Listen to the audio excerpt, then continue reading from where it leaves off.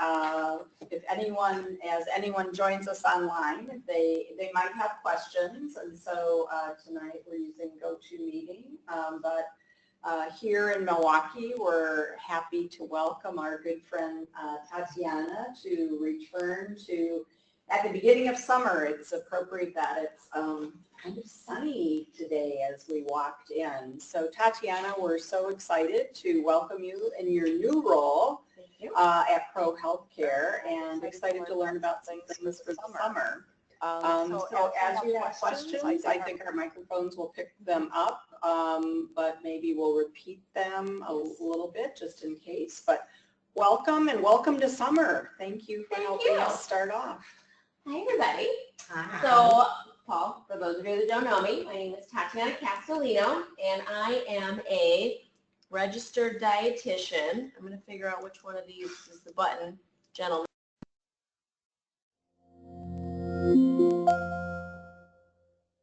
You might have to face it up at that thing on the ceiling. Yeah. Actually, it's a USB thing. Nope. Like, Yeah, nope.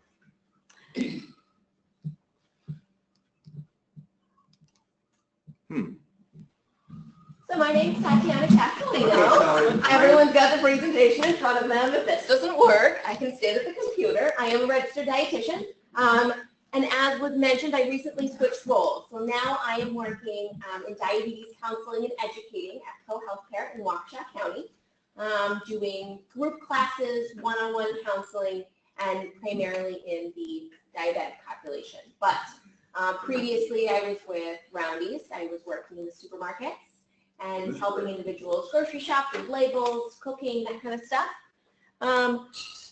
I've also worked in eating disorders and at the YMCA doing diabetes prevention. So I've come full circle back to diabetes, but I'm happy to be here, so thank you. We're working now for reasons I can't explain. Okay, Merle, thanks. It's this button, yeah? I think you might have to point it back this way. That one. Well, we don't need, there we go. We don't need to keep my picture up there, but y'all know what I look like. So for those of you that have been with me before, some of this might be review, but there might be some new stuff as well. And I think it's always important that we have some refreshers, because as we go through seasons and as we get through the year, we can get into habits. So there's fall habits, there's winter habits, and it's nice to refresh as we get into new seasons so that we can modify accordingly.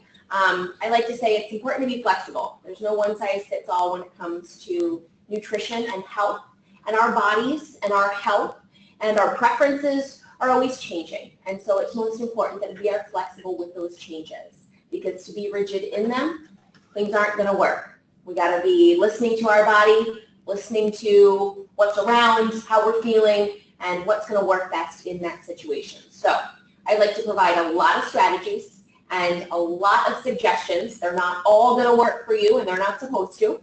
Hopefully we can cling on to just a couple of them that will make for a healthier summer.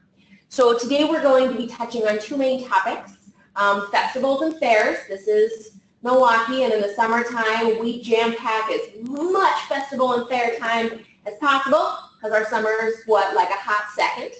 And then we're also going to talk a little bit about seasonal eating, especially in the spring and summertime, and what that's going to look like for us here in Milwaukee or in Wisconsin. So first and foremost, a reality check.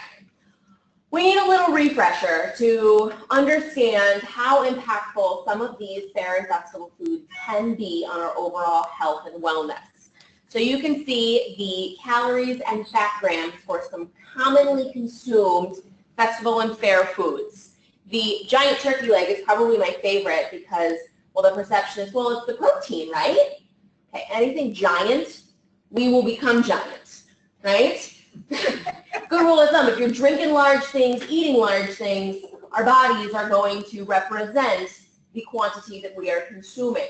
So that giant turkey leg, well, you can see with 1,100 calories, that's a giant calorie size, all right? And I'd like to put down there about the cotton candy. You can see that it doesn't have any fat, but that doesn't make it something that's free for all. That cotton candy may be fat-free, but it doesn't make it calorie-free. It's very high in sugar, and those calories are going to add up, and that sugar is going to add up. That's going to have an impact on our blood sugar. Up and down we go, roller coaster ride, right? So we are going to talk about some potential alternatives to our fair and festival foods. Strategies, first and foremost. One thing that works for some people is filling up before you go. So if you know that you're going to go to State Fair and you're going to be enticed by some of those things that we saw on the previous slide, having a healthy snack and a solid meal ahead of time can make it easier for some people to say no thank you, or to pass by the fried butter on a stick because you're physically full and you may just not have room for it.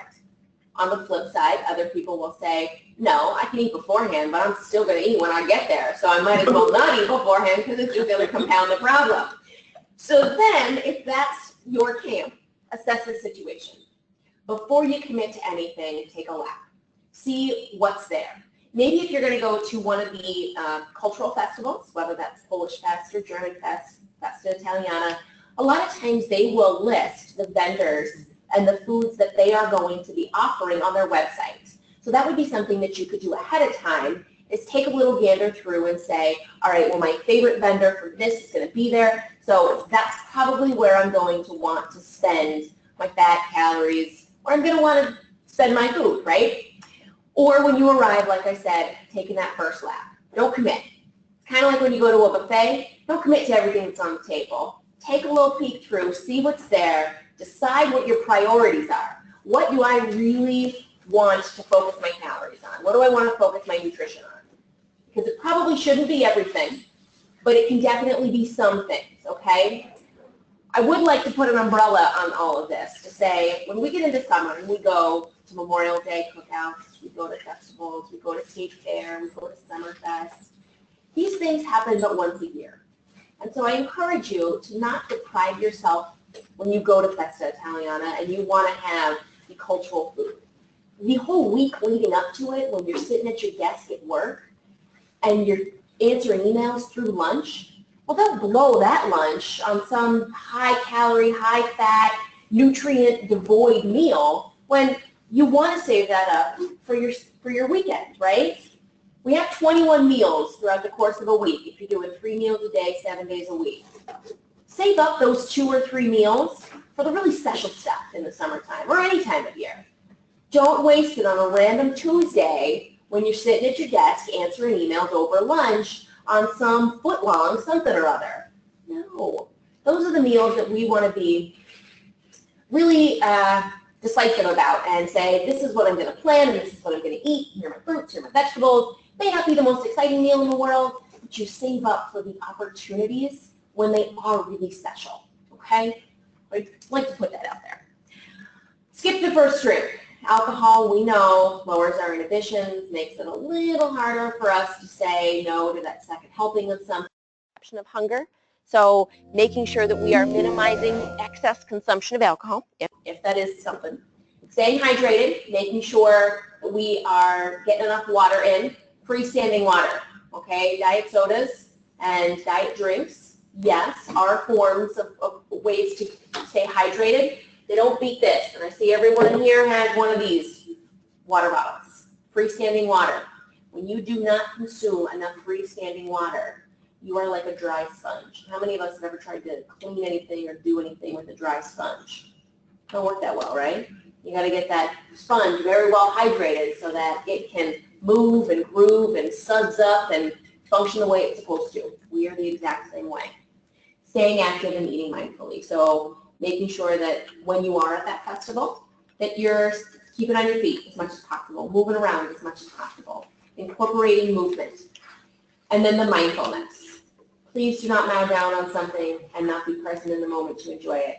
You're going to go to State Fair once or twice this year, and it's the only time you're going to be there. I ask that you are fully present in the moment and you enjoy the things that you do eat while you are there, not just be mindless about it. Boom, boom, boom, scarf, scarf, scarf. Don't even remember that you had it, and 5 minutes later you're looking for something else. Because food doesn't just satisfy physical hunger. I think we all know that food satisfies emotional, mental, a lot in our life. So be mindful. Be present in the moment. All right, so as we go through some swaps, these are some suggestions. Let's say we're in the mood for something like a high-fat, high-sodium hamburger, hot dog.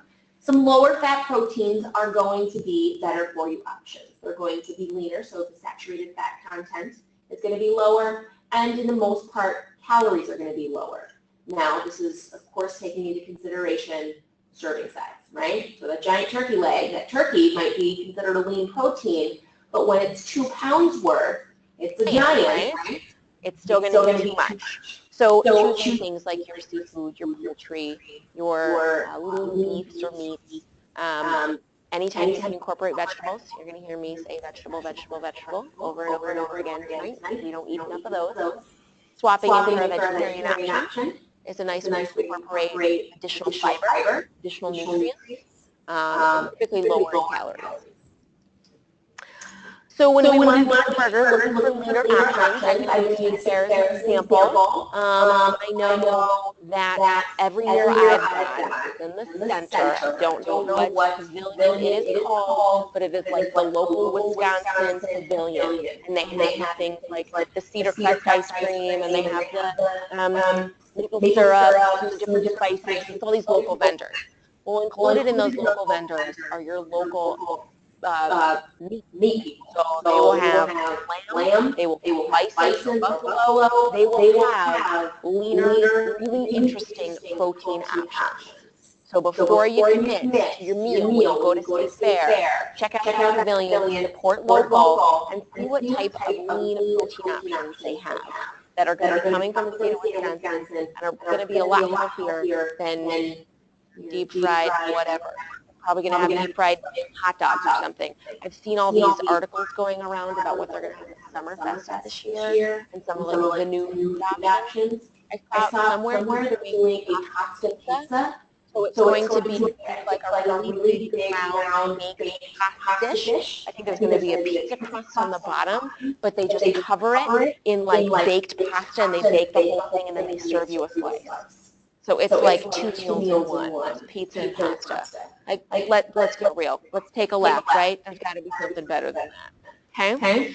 The hot dog, the biggest thing here is size. Okay? It doesn't like going to Dodger Stadium and get a foot-long dog, and they're probably closer to like 16 inches, not 12.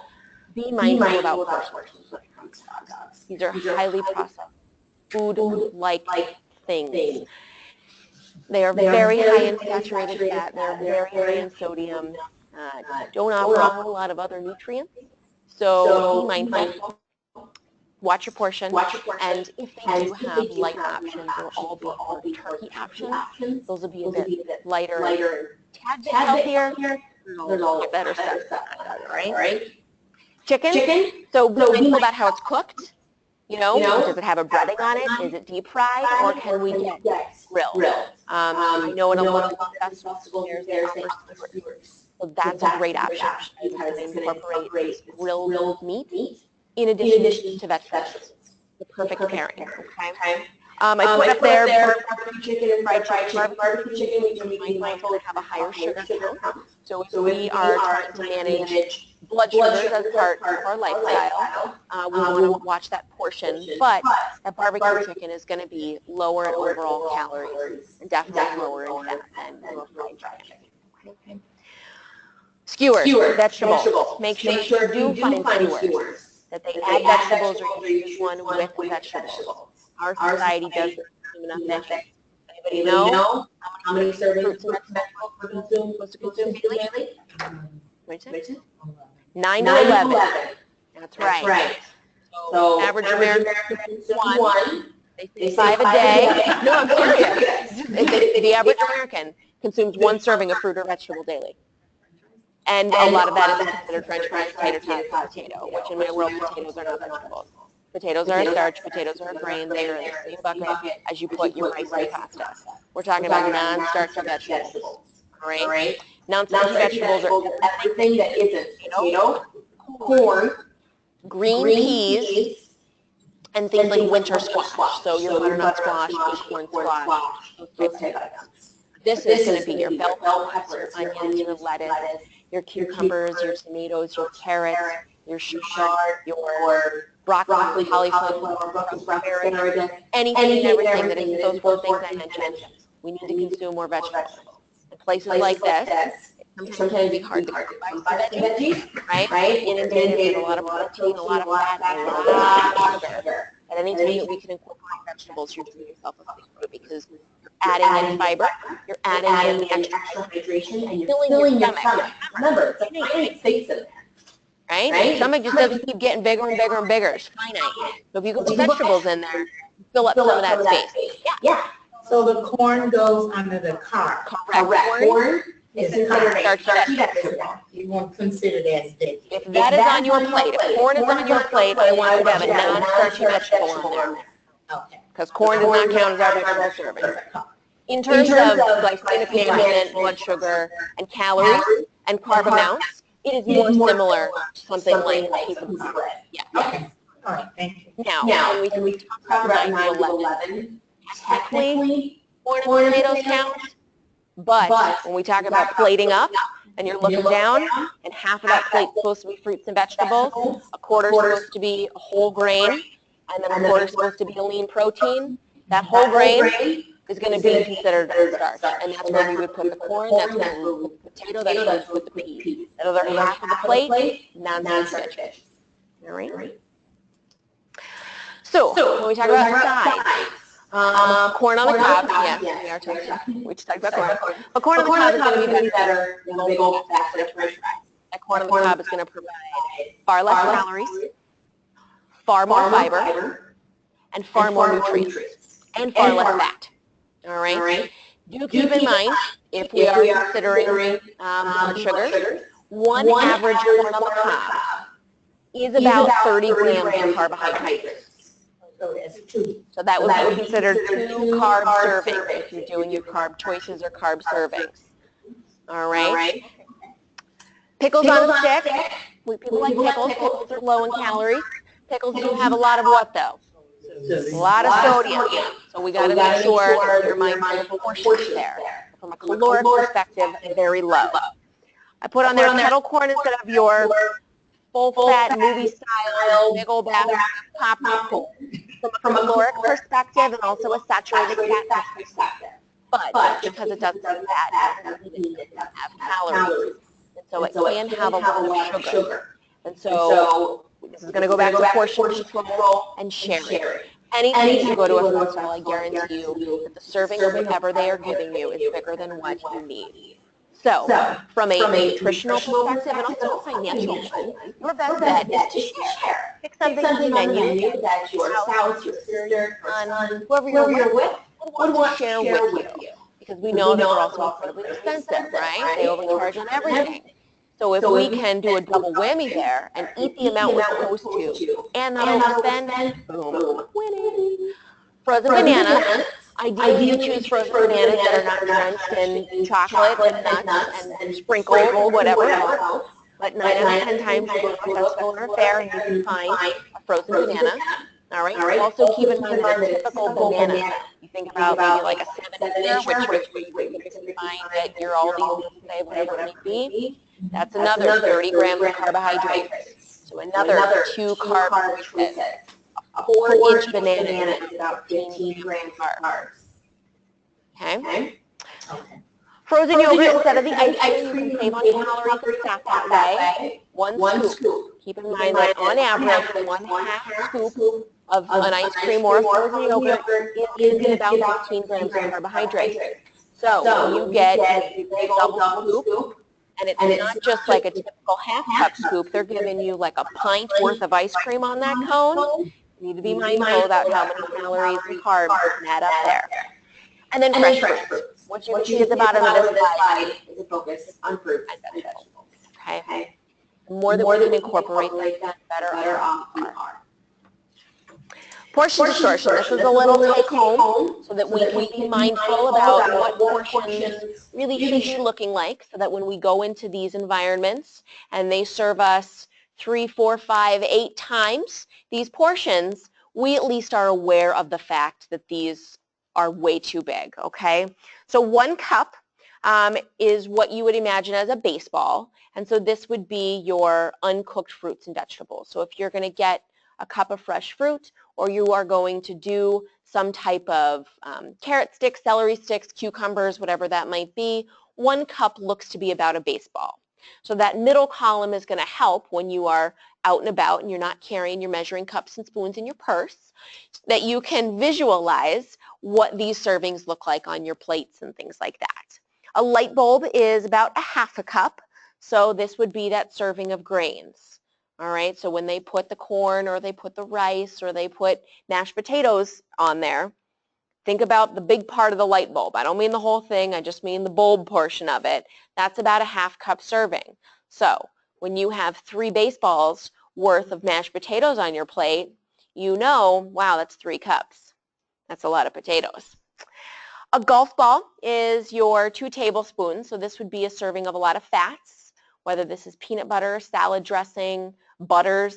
Imagine what a golf ball looks like. A poker chip would be that 1 tablespoon, okay? So that's a more appropriate healthy serving when we talk about certain fats. A deck of cards or a smartphone. How many in this room have a smartphone? Yeah, I see 2 on the table. You guys have smartphones? Yes, you do. You do have a big one. When you go out, but I guarantee that the serving they give you is bigger than that, because when we talk about a smartphone or we talk about a deck of cards, 3-dimensional, right? It's not just when you look down on it on the table, okay, yeah, my chicken takes up the amount of space, but then it's, 4 cell phones deep, all right? We have to make sure that we are aware of the whole thing. So a healthy serving of a lean protein or meat is going to be about that deck of cards or smartphone. Now, if you were to choose a fish or a seafood, that's going to be the size of a checkbook. Why do you think that that checkbook, or why do you think that that fish is a larger overall volume serving, even though it's the same 3 ounces? Because it's more healthier. Okay. Any other guesses? It's not as dense. So that piece of meat or that piece of chicken has far less air and water content than that piece of fish would. So the serving or the perceived amount on the plate is now bigger because there's more air and there's more water. Same thing for raw vegetables versus cooked vegetables. It can be the same amount, but when you cook spinach down, it's going to take up a lot less space, right? Because you're removing a lot of water and air. Or we talk about dried fruits versus the fresh fruits. Well, when you remove that water, even though it's the same thing, it's now going to take up a smaller amount because it no longer has that water to fill the volume. Grapes are a perfect example. Half cup of grapes is about 15 grams of carbs. 2 tablespoons of raisins is that same 15 grams, just because we've removed the water, all right? So when we are at these festivals and fairs and we are looking at dried things, beef jerky or dried fruit, trail mix, something like that, we need to be mindful that if we've sucked some of that natural air and water out, the serving size is going to naturally get smaller. 1 ounce of lunch meat is a CD. I probably should think of something new because how many people use compact discs anymore, right? I've actually had people ask, what's the CD? What do you mean? So I probably should think of something else there. But we can all imagine, I think, in this room what a CD looks like. We've all used them before, right?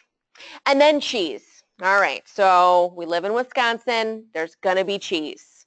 There's going to be cheese and lots of things. Hopefully, not that nacho cheese that's got the botulism isn't from somewhere up the road, right?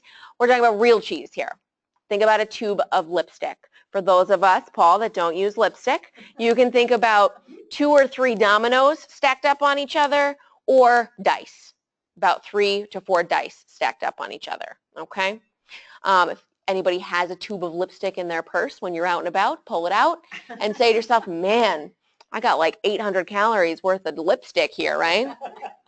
Because that one thing of lipstick for cheese is about 100 calories. So a little bit goes a very long way because it's so high in fat. When you are choosing your cheese, I encourage you to choose real cheese over processed. And when you choose sharper tasting, so you do an extra sharp cheddar versus a mild, you can typically use a little bit less because it's so powerful in flavor. And so a little bit will go a longer way. We think about that for blue cheese, gorgonzola, feta cheese, Parmesan cheese, some aged cheeses. You can use less of them but still get the same flavor profile than when you're doing something that's very mild like a mozzarella and you need a whole lot of it to actually taste it. Okay. Hydration. Water, water, water, water, water. The average American does not consume enough water, and especially when we are out, we think about the context of a festival or a fair. Hopefully, it is beautiful outside for that, like 5% of the time that it is. The sun is out, we're sweating, we're drinking or eating lots of salty things, because let's get real, the salt content of festival and fair foods is outrageous. So we want to make sure that we're staying adequately hydrated for all bodily functions. If anything, I need you to remember when you're standing out there and you're drinking your diet sodas or you're drinking the diet whatever, not your water, maybe it's a beer, I need you to think of yourself as, do I want to be a dry sponge right now? Because that's what I'm doing to myself. You do not want to be a dry sponge, all right? Some other options that you can consider are going to be your unsweetened iced teas. Those, and when I say unsweetened, I don't just mean like with an artificial sweetener. Your best bet is to do an actual unsweetened, like brewed tea, like a Lipton or a Sun tea. I've recently learned what a Sun tea is.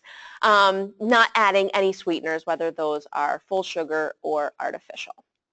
Iced black coffee, and then if you have to, you can incorporate your diet beverages, but keep those to a minimum as much as possible, maybe one a day if you have to. And then get moving. We need to move more. We live in a very sedentary lifestyle and a very sedentary culture. How many of us in this room have a job that has us sitting in front of a computer or a desk or sitting most of the day? No? Everyone's moving? Yeah, I know I sit a lot too. I know when I switched jobs, I used to be walking a lot more according to my Fitbit than I am now. We need to be moving. Now, there is a difference between movement and purposeful exercise. So by incorporating movement, so in a situation like a festival or a fair, keeping on your feet, taking extra walks around, not finding a bench and sitting, or sitting at a picnic table, or just standing somewhere, but actually moving is going to add additional benefits, probably keep you away from food, because how many of us you think about when we're just standing around, somebody's having a dinner party, we're standing around the kitchen, we're eating. We go to State Fair and we're standing around some picnic table and we're all munching or drinking and chatting, whatever. Go for a walk. There's a lot to see, right? Get moving. But when I talk about movement versus purposeful exercise is the intention of going out and exercising or moving, physical activity. Exactly. So don't say going for a walk is your exercise, or going and walking your dog is exercise, because how many of our dogs actually want to walk without stopping and smelling and sniffing and doing their business? Purposeful exercise is moving without stopping and moving with a purpose. Minimum recommendation is 150 minutes of that a week. So that can translate to 30 minutes, 5 days a week. When you're at a festival or a fair, you're going to be moving and you're going to be walking around, but it's probably not going to be purposeful exercise. So I encourage you to not just rely on that, to saying, oh, okay, well, I got 5,000, 8,000, 10,000 steps today. Yeah, but was it purposeful, or were you moseying? Were you looking at the different vendors? Were you, standing around waiting for your kids or your grandkids to get off the ride? That's great that we're moving. It's better than sitting all day, but it's not the same as those 150 minutes of purposeful exercise. Keep in mind that research proves that you can do that in 10-minute bouts. It doesn't have to be 30 minutes, 5 days a week, 30 minutes all at once. You can do 10 minutes, 10 minutes, 10 minutes, and it has the same benefit as that 30 minutes all together. Okay? Also keep in mind, since I'm seeing some interest in the blood sugars, exercise has a positive effect on our blood sugars for the following 24 hours. So our body is going to respond to insulin and be more effective with managing our blood sugars and the carbs that we eat for 24 hours after we exercise. So if you can incorporate daily exercise, you're going to add that extra layer of blood sugar control in addition to your carb counting and medications. Okay? Any questions about that? All right, seasonal eats. We are getting into a time when our gardens probably look a little different than they did in December. I like this quote. And I can't remember if I made it up or if I got it from somewhere. I'd want to say I made it up. But imagine your vegetable garden in the dead of winter. Now imagine that same garden on a sunny summer day, how different these are during 2 different times of year. So let nature decide what we're eating. We live in Wisconsin, and we do not make blueberries in December. How many people see the blueberry bush thriving in the middle of winter? So when you see blueberries in the grocery store, I guarantee you that they're not coming from Wisconsin. Be aware of seasonal foods and choose these fruits and vegetables based on seasons for a variety of reasons. First and foremost, health benefits, okay? These items are going to be more nutritious if we are eating them in season and the season that we are in, the season that we're living in, the environment we're in. Those blueberries that get picked in December from 2,000 miles away have to travel 2,000 miles to get to your local grocery store. That's probably going to take at a minimum 3 to 5 days, could be closer to 7. And in those 3 to 7 days that they are not on their bush, they are losing nutrition. Nutrients are leaching out and dying in that blueberry. Is that to say that the fresh blueberries that we consume in December are not worth consuming? Absolutely not. But the blueberries that you consume in summer are going to provide you more nutrients. It's going to be a more nutrient-dense food, more antioxidants, more vitamins and minerals. That concentration is going to be a lot higher because it doesn't have to travel from 2,000 miles away. Maybe it only travels from 200 miles away, and it gets to your grocery store the next day. And now it's only had 24 hours to lose nutrition, okay? So please keep that in mind. The health benefits of seasonal foods are going to be greater because they have lost less in the process. In addition, let's get real, they taste better, right? They're fresher, we can taste the difference, okay? Affordability. Those blueberries in December are probably going to cost a bit more than they do in June, because now not only are you paying for the cost of the good, you're also paying for the cost of the transportation and the labor and the oil and the gas and everything that went into transporting them to us. So seasonal foods, when we eat them in season, can be more affordable and more cost effective, right? So we don't see pumpkins in June. If you tried to find one, it wouldn't be as fresh, it wouldn't be as tasty, and it would cost you an arm and a leg as when you try to find one in November. So the affordability piece, because let's get real, everyone has a budget. Budget is, you know, there's a spectrum, but everyone's got one.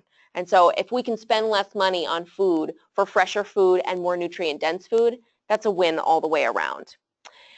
Sustainability. So in talking about having those blueberries come from 2,000 miles away, that's a lot of gas, it's a lot of fuel, it's a lot of carbon emissions, it's a lot of stuff that our environment is paying the price for. So there is greater sustainability in that piece, and then also in supporting your local agriculture. So we in Wisconsin have a lot of farmland, and we have a lot of farmers that work hard to grow delicious and nutrient-dense foods. And so when we can support those local farmers and that local seasonal food, there's going to be greater sustainability in that, and it's going to keep going round and round, and everybody benefits. Does that make sense?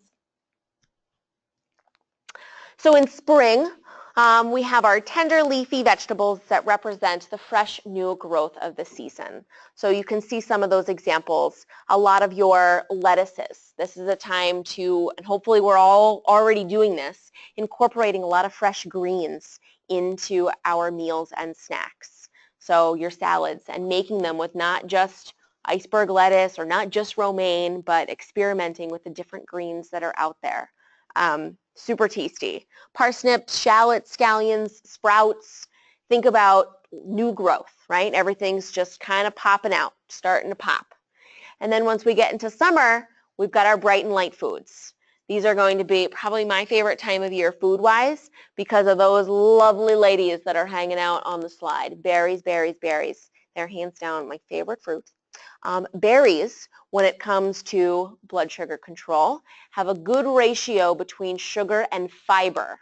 All right, so when we talk about incorporating fruits, on average, you can have about 1 cup of fresh berries. Strawberries, you get 1 1/4 cup. Blueberries, you get 3/4 cup. So we average around a cup. for about 15 grams or 1 carb choice. If you look at something like grapes or pineapple or mango, it's only about a half cup diced of those. So you can get twice as much of your berries for the same amount of carbohydrates and significantly more fiber to help with a whole host of dietary concerns and health concerns. So hopefully we're incorporating those in the summertime. Now, what do we do in December to still get our berries? Frozen. Because when we purchase frozen, they're flash frozen within 24 hours of harvest. So regardless of where they're coming from, they only have at most 24 hours to lose nutrition. After that, it's all frozen up in there. It's not going anywhere. It's not leaching. It's transported frozen, stays frozen in the refrigerator or the freezer at the store, and then in your home. So I encourage you to incorporate things like berries year-round or spinach. You can buy that frozen year-round, so we don't just have to do it in the seasons, but these seasonal foods are focusing on our fresh varieties. So some budget-friendly tips, because like I said, we're all on a budget. Make sure that we are planning, okay? How many of us meal plan on a weekly basis? Yeah, that's a pretty, nobody raised their hand. Right.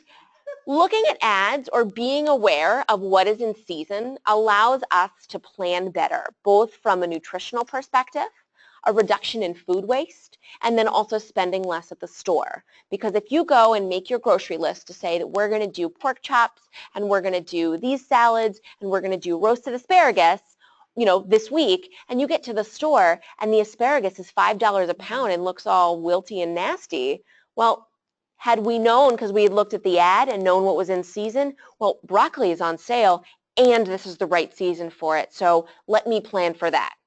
Interesting factoid, over 70% of produce purchases in the grocery store are impulse buys. So you can put on your list that you intend to purchase X, Y, and Z fruits and vegetables, but over 70% of consumer purchases in the produce department are impulse buys, and that is based on 2 factors, price and what looks fresh. So if you can look at the ad ahead of time, you're going to get that price out of the way, and you're already going to know, so you can plan accordingly. And thinking about when you're at home and how many of us at least put together a list before we go to the store? Okay, fabulous. All right, so we've got a grocery list. Good. You make that grocery list, I would assume, at home. Well, when you're at home and you have access to your refrigerator and to your freezer and to your pantry, you should be able to go in there and say, okay, I have these things. Let me work through. Instead of going and buying all new stuff and having these things stay in the freezer, stay in the pantry, well, let's use them. I've already bought them. I've already paid for them. Why am I not using them? 40% of the money that we spend on food gets thrown away every single year. That's a lot of money, and that's a lot of wasted nutrition. And the majority of that gets thrown away is what? Is produce. Yep.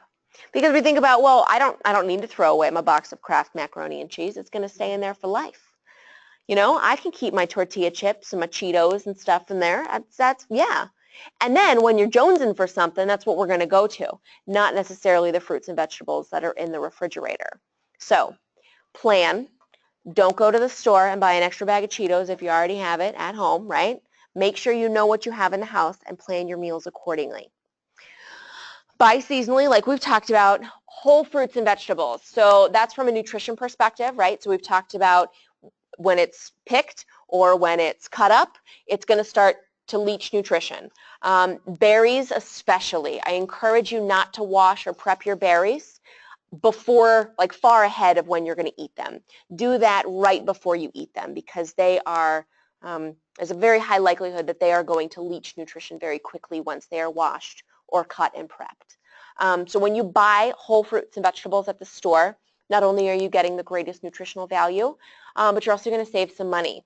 Because let's all get real, we know that when we walk into Pick and Save and we go over to that wall where they have all of the cut up fruit, you are spending a ton more money. You can get a tiny little container of like a cord pineapple for $5, or you can get 2 whole ones for $5. Does it require a little extra work?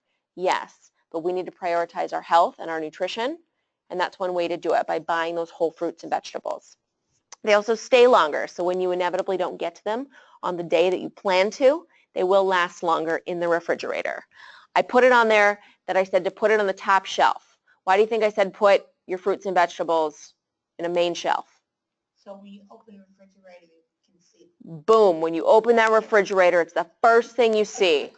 Because how many of us put them in drawers? Yeah, and how many of us have see-through drawers? Oh, I do too. Okay, my new fridge does, which does make me see them more. But my old fridge, those were closed up drawers. And so I would put my fruits in the one they were supposed to, and the veggies in the one they're supposed to. And then when you open it up, that's not what you see.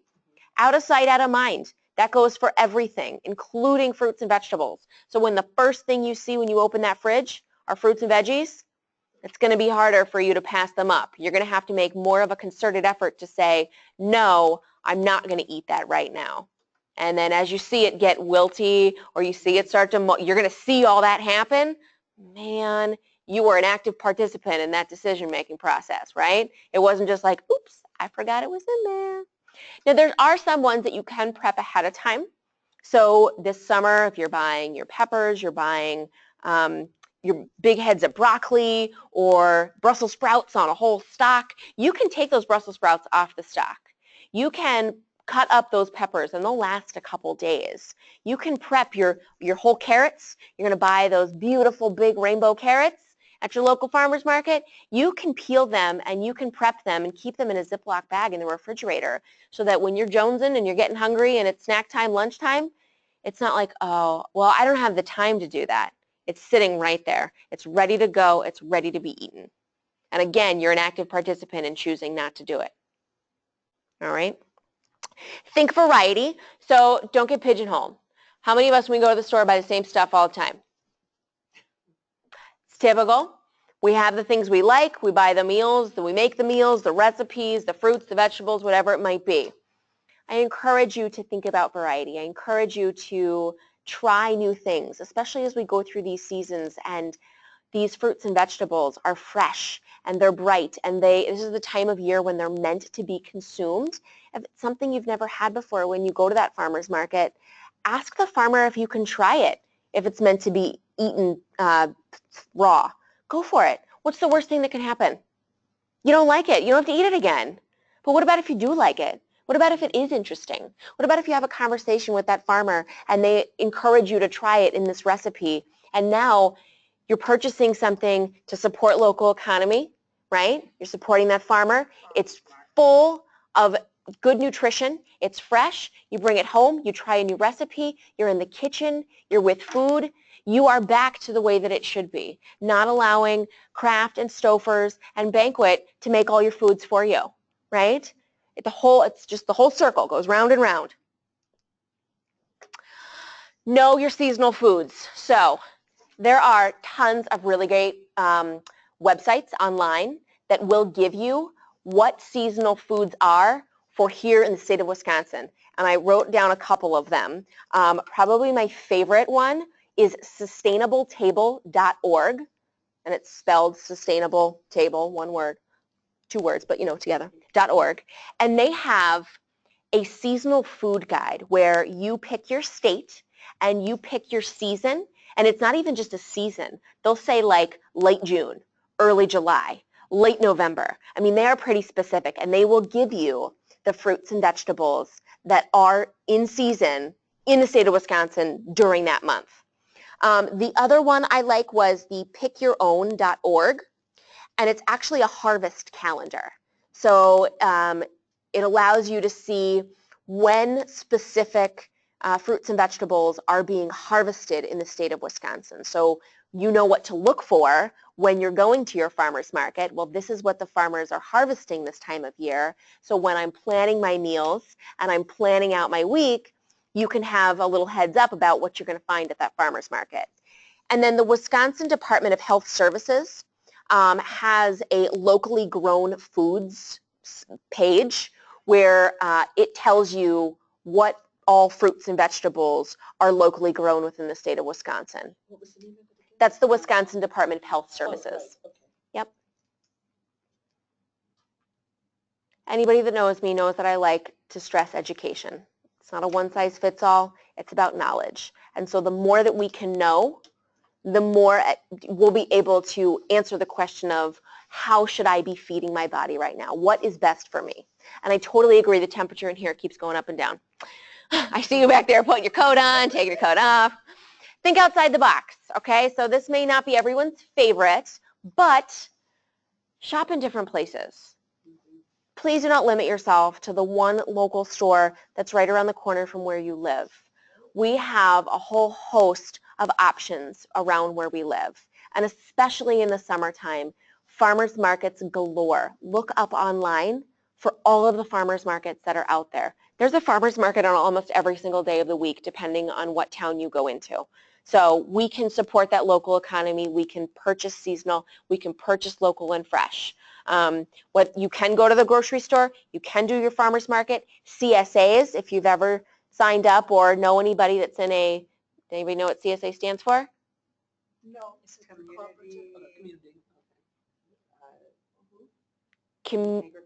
Community supported agriculture. Yep. So CSA, typically the way they work is at the beginning of a season, you can sign up for a specific amount, and each week or month, depending on how frequent they are harvesting, you'll get a box. And your box, if you are just one person living at home, you can get a single family one.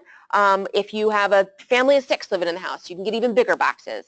And you never really know what you're going to get. That's the way CSAs work. So there's a plot, and they have a whole host of fruits and vegetables, and whatever is ready to be picked in that next session is what's going to go into the boxes.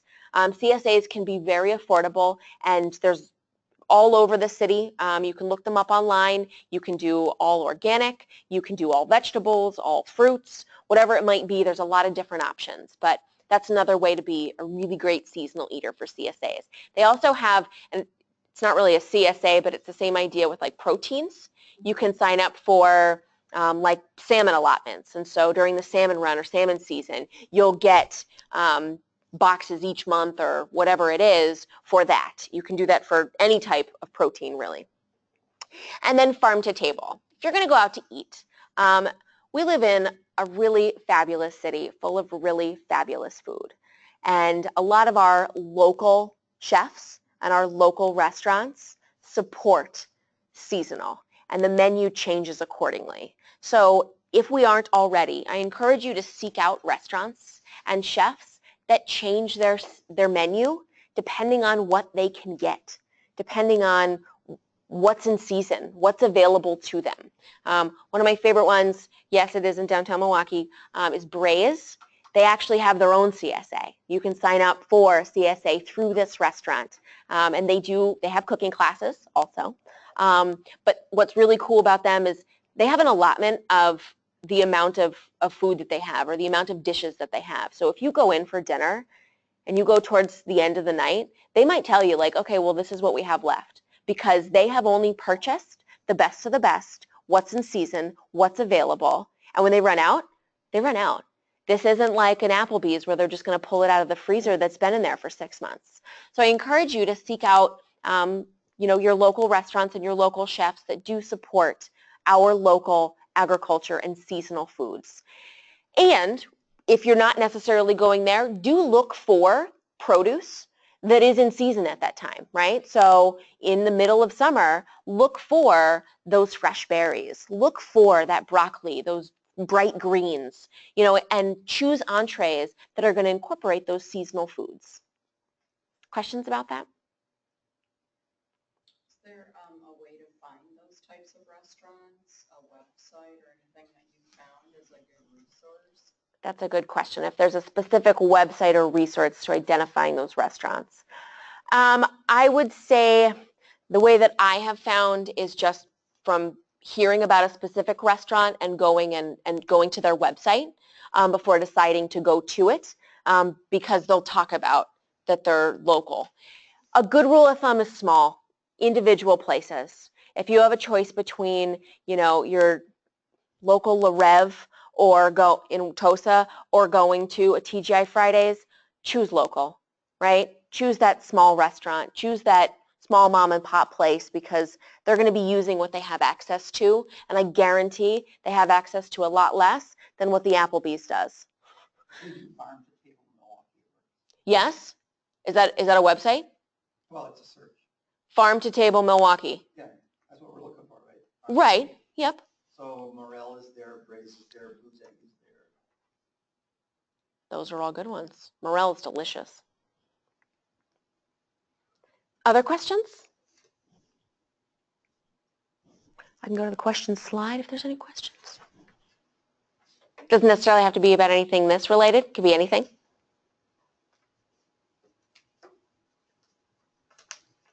What do you think about raspberries, Tatiana? Because I don't see them on the berries. Yep. So yes, blackberries, raspberries, blueberries, strawberries, huckleberries, mulberries, juniper berries. Huckleberries are actually very popular in the state of Montana.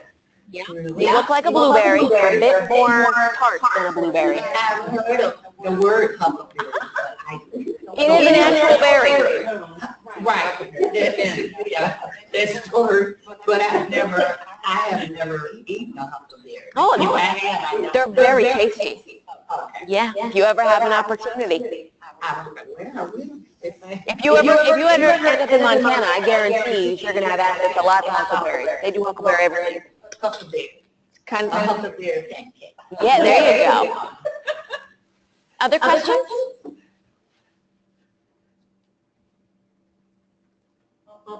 We want to thank you, Tatiana. Thank Even you. though our group was small, I learned a lot. It was wonderful. Yeah. Thank you very much for coming. And since Thank you. This was about the state fair, I decided everyone got state fair tickets. Oh my God! Tonight to go. Thank you. So first our Look at that. awesome volunteers, Merle and John, as well as Thank you, gentlemen. Tatiana. Thank you. This program was recorded, so it'll be on our website.